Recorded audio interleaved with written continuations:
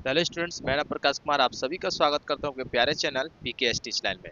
Students, आज की video में क्लास 10th के मैथ्स के चैप्टर नंबर 14 यानी संख्यांकी के एक्सरसाइज 14.2 के सभी उदाहरण को कंप्लीट करेंगे एकदम बेसिक लेवल से फुल कॉन्सेप्ट के साथ। वे स्टूडेंट्स जो अगर पिछले वाले वीडियोस को नहीं देखे हैं, डायरेक्ट ये वीडियो को देख रहे हैं तो कोई बात नहीं, आपको पूरी बढ़िया तरीके से समझ में आ जाएगा। क्योंकि जब भी मैं स्टार्ट करता हूँ तो एकदम जीरो लेवल से स्टार्ट करता हूँ, जिस सभी स्टूडेंट्स को समझ में आ जाए। खैर, अगर आप पहले वाले वीडियोस को देखना चाहते हैं तो उसका लिंक हमने डिस्क्रिप्शन बॉक्स में दे दिया है, आप वहां से जाकर देख सकते हैं। और साथ में जब ये वीडियो का समाप्ति होगा तो लास्ट में एंड स्क्रीन आता है, उसके वहां से भी आप जाके क्लिक करके देख सकते हैं। और ज़्यादा अच्छा रहेगा पहले आप इंट्रोडक्शन को देख लें। इंट्रोडक्शन में बहुत ही अच्छे अच्छे बात जो इस चैप्टर से रिलेटिव होता है वो सब बताया जाता है इंट्रोडक्शन में, उसको जरूर देखिएगा। चलिए हम स्टार्ट करते हैं और समझते हैं जो हम पहले एक्सरसाइज में क्या पढ़े थे। 14.1 में हमने क्या पढ़ा था? तो 14.1 में माध्य निकालना सीखे थे। माध्य निकालना सीखे थे। माध्य निकालने का तीन तरीका हमने बतलाया था। तीन तरीका, सबसे पहला तरीका होता है प्रत्यक्ष विधि। प्रत्यक्ष विधि। दूसरी का तरीका था कल्पित माध्य विधि। कल्पित माध्य विधि। और तीसरी का था पग विचलन विधि। पग विचलन विधि। ये तीनों तरीका को हमने पूरे डिटेल्स के साथ सीखा था। इनफैक्ट हमने ये भी समझा था जब माध्य को हमने 9th क्लास में किस प्रकार निकालने थे, उस वो भी हमने सीखा था। तब जाके 10th को कवर किए। ठीक है, उसके बाद इसको बढ़िया से समझे थे। ठीक है, यानी इसके पहले हम लोग पहले 9th को समझ रहे हैं, उसके बाद हम लोग 10th को समझ रहे हैं, तभी जाके इसको हम लोग पूरा बढ़िया से समाप्त किए थे। इस बार इस वीडियो में यानी 14.2 में इस एक्सरसाइज में क्या सीखेंगे? तो इस एक्सरसाइज में बहुलक निकालना सीखेंगे। बहुलक बहुलक निकालना सीखेंगे। लेकिन उससे पहले 9th को कवर करेंगे। थोड़ा सा 9th को समझ लेना है, जो 9th में किस प्रकार बहुलक निकालते थे। जब 9th को समझ जाएंगे तो 10th को समझने में बहुत ही ज़्यादा आसान पड़ेगा। तो पहले 9th को समझते हैं। देखिए, हम 9th में क्या होता था, ऐसे करके दिया जाता था जिसको हम लोग रो डाटा कहते हैं। ऐसे दिया जाता था, इसको हम लोग कन्वर्ट करते थे किस प्रकार। देखिए, एक्स लिखेंगे और एफ लिखेंगे, फ्रीक्वेंसी यानी बारंबारता लिखेंगे। एक्स, यहाँ नंबरिंग कहाँ तक है? 5 तक है, यानी 5 6 तक है तो इसको स्टार्ट करें। जीरो के बाद 1 2 3 4 5 6, सिर्फ 6 तक ही रहने देंगे। अब चेक करेंगे इसमें जो जीरो कितना टू है। जीरो इसमें, तो जीरो इसमें एक टू है। फिर एक कितना हुआ? तो एक इसमें मात्र एगो है। फिर दो कितना हुआ? तो दो चेक करें, एक यहाँ एक यहाँ और एक यहाँ, तीन टू दो है। तीन कितना हुआ? तीन इसमें एक टू है। चार कितना टू है? तो इसमें चार मात्र एगो है। पाँच कितना टू है? तो पाँच इसमें एक टू है। और सिक्स कितना गो है? तो सिक्स इसमें एक टू है। अब हमें क्या करना था? बहुलक निकालना था। तो बहुलक क्या होता है? जब बारंबारता में सबसे अधिक जो नंबर होता है वही उसका बहुलक होता है। तो इस बारंबारता में सबसे अधिक, फ्रीक्वेंसी में सबसे अधिक नंबर किसका है? तीन का है।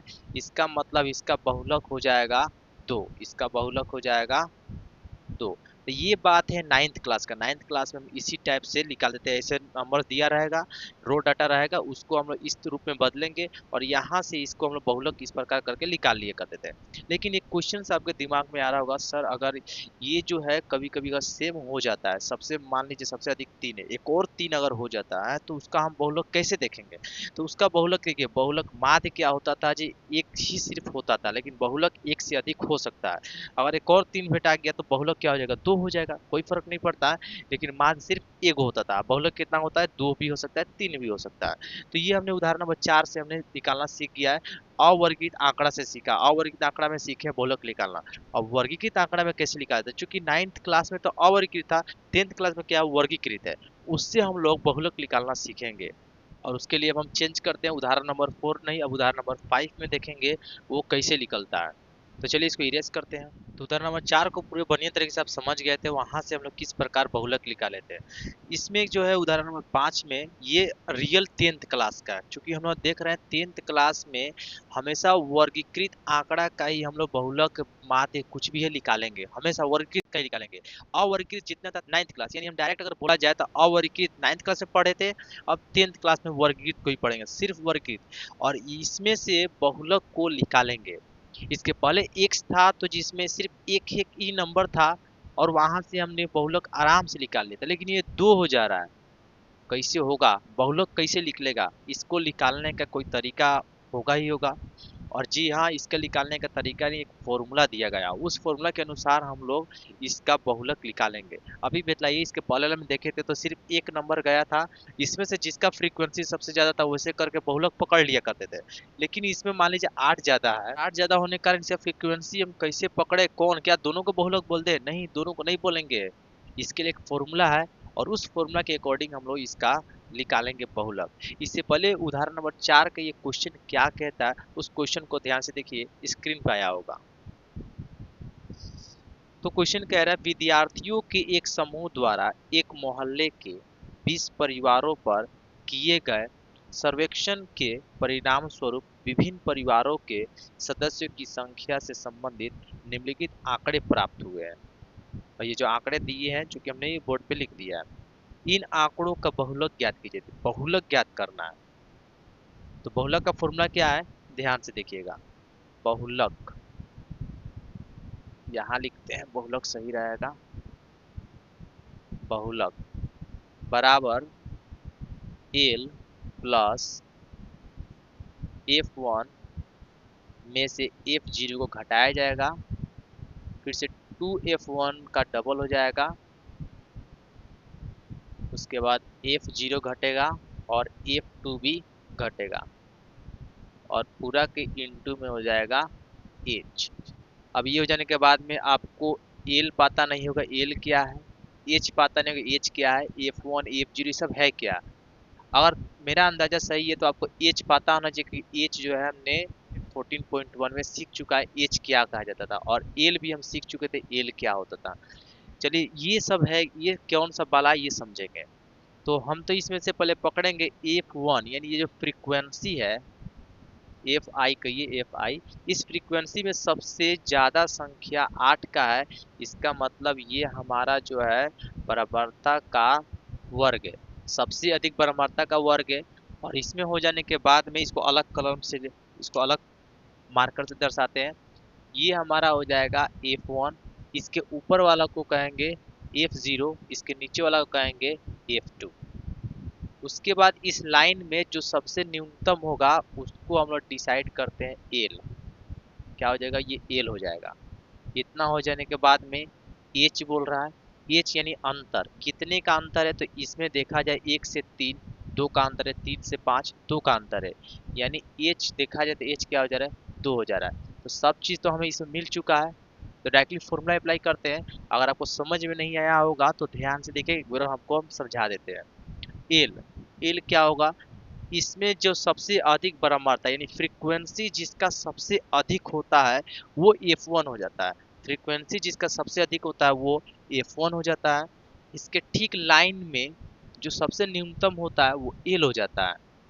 F1 के जस्ट ऊपर वाला को F0 कहेंगे, उसके F1 के जस्ट नीचे वाला को F2 कहेंगे। इतना जब हो जाता है तो कुछ भी नहीं है, आप डायरेक्टली फॉर्मूला बैठाते हैं।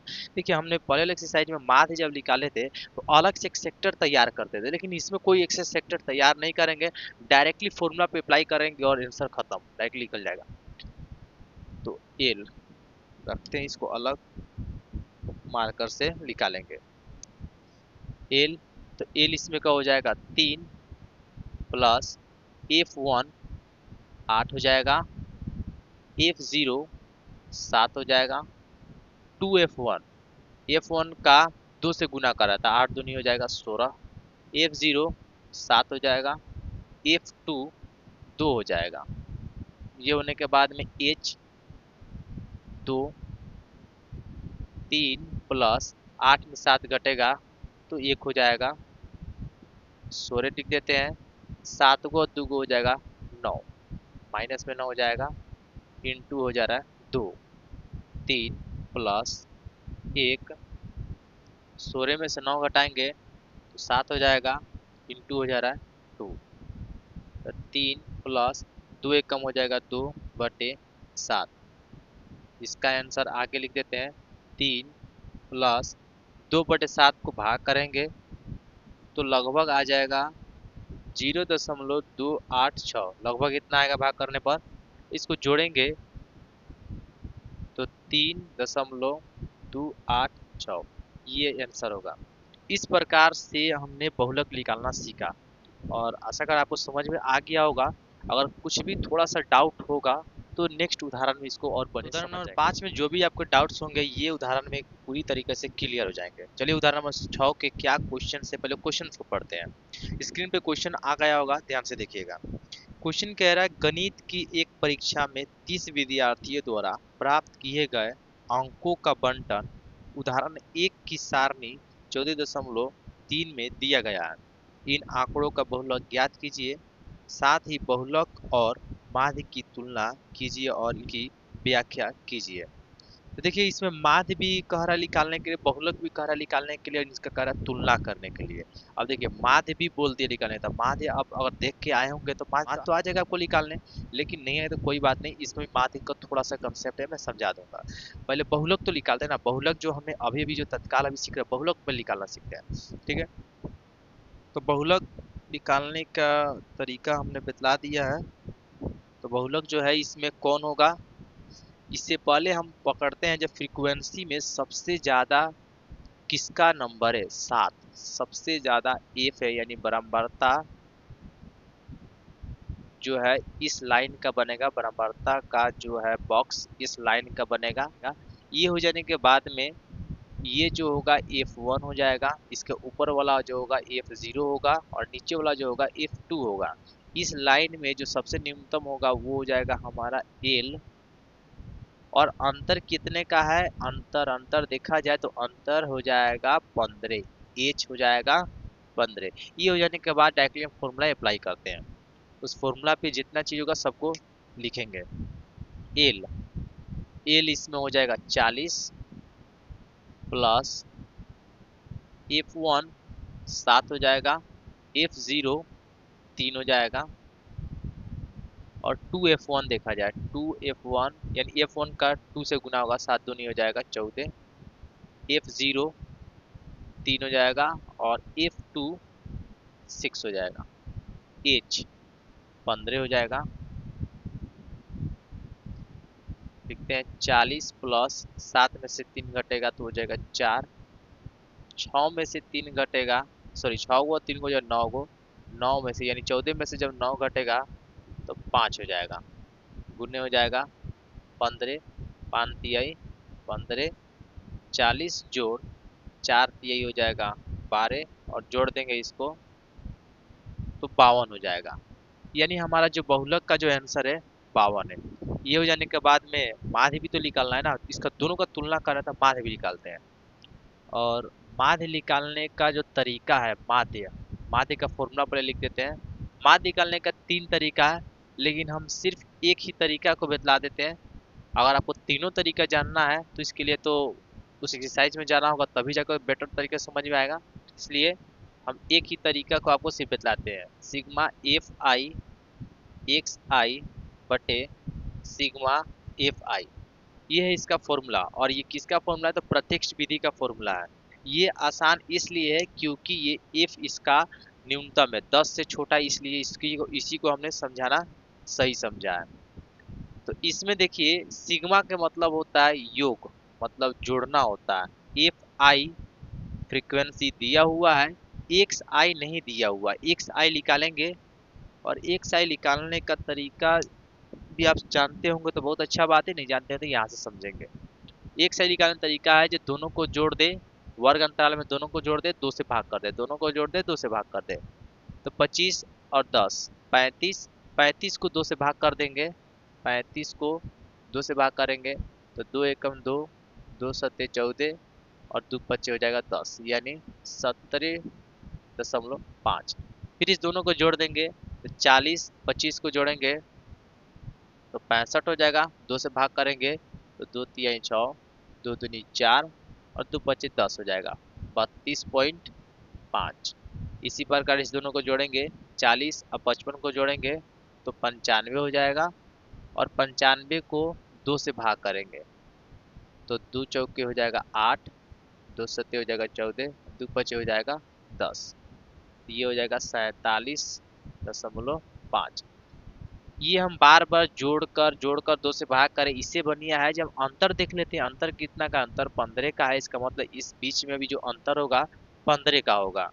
इस बीच में जो अंतर होगा 15 का होगा, इसका मतलब है इसके बाद जो आएगा वो भी 15 के अंतर से आएगा। तो इसमें डायरेक्टली हम 15 जोड़ देते हैं। तो 15 के अंतर के बाद आएगा 62.5, फिर इसके 15 के अंतर के बाद आ जाएगा 70.5, फिर इसके अंतर 15 के अंतर के बाद आएगा 0.5। ये हो जाने के बाद में ये एक्स आई है, एक्स आई है। ये निकलने के बाद आप देख पा रहे हो कि एफ आई और एक्स आई यानी इंटू है, एफ आई और एक्स आई का इंटू भी तो करना है, तो डायरेक्टली इंटू भी इसका करेंगे, एफ आई एक्स आई का इंटू करेंगे। तो 2 हो जाएगा 10, 10 के 0 हाथ में 1 हो जाएगा, 2 सते 14 और हाथ में एक मिला के हो जाएगा 15 के 5, फिर हाथ में होगा 2 एकम 2 1 हो जाएगा 3। 35.0 इसका मतलब डायरेक्टली हम 35 लिख सकते हैं। 3 पचे 15 के 5, हाथ में 1, 3 दूनी 6, 1 हो जाएगा 7 और हाथ में कुछ नहीं बचा, 3 तिहाई हो जाएगा 9, 97.5। 7 से गुना करेंगे, 7 पचे 35, 35 के 5 हाथ में 3, 7 सते 49 और 3 हो जाएगा 52, 52 के 2 हाथ में 5, 7 चौके 28, 28 गो और 5 गो 33 यानी 332.5। फिर इसके बाद 6 से गुना करेंगे, 6 बचे 30, 30 के 0 हाथ में 3 हो जाएगा, 14 दूनी 12 और 12 गो 3 हो जाए 15, 15 के 5 हाथ में 1 हो जाएगा, 6 में 6 से गुना करें 36, 1 हो जाएगा 37। तो 375.0 का मतलब डायरेक्टली 375 ही होगा। फिर इसमें 6 से गुना करेंगे, 6 बचे 30, 30 के 0 हाथ में 1, 6 सते 42, 42 से 3 हो जाएगा 45 के 5 हाथ में 4, 6 सते 42, 42 गो और 4 गो 46 यानी 665 डायरेक्ट लिख सकते हैं, जीरो कोई मतलब नहीं होगा। डायरेक्टली आप 6 से गुना करेंगे, फिर से 6 बचे 30 हाथ में 3 आ गया, 14 दूनी 12, 3 15 के 5 हाथ में 1, 6 9 54 हाथ में मिला के हो जाएगा 55। तो ये 555 डायरेक्टली लिख सकते हैं। ये हो जाने के बाद में सिग्मा यानी जोड़ना है एफ आई और एक्स आई को।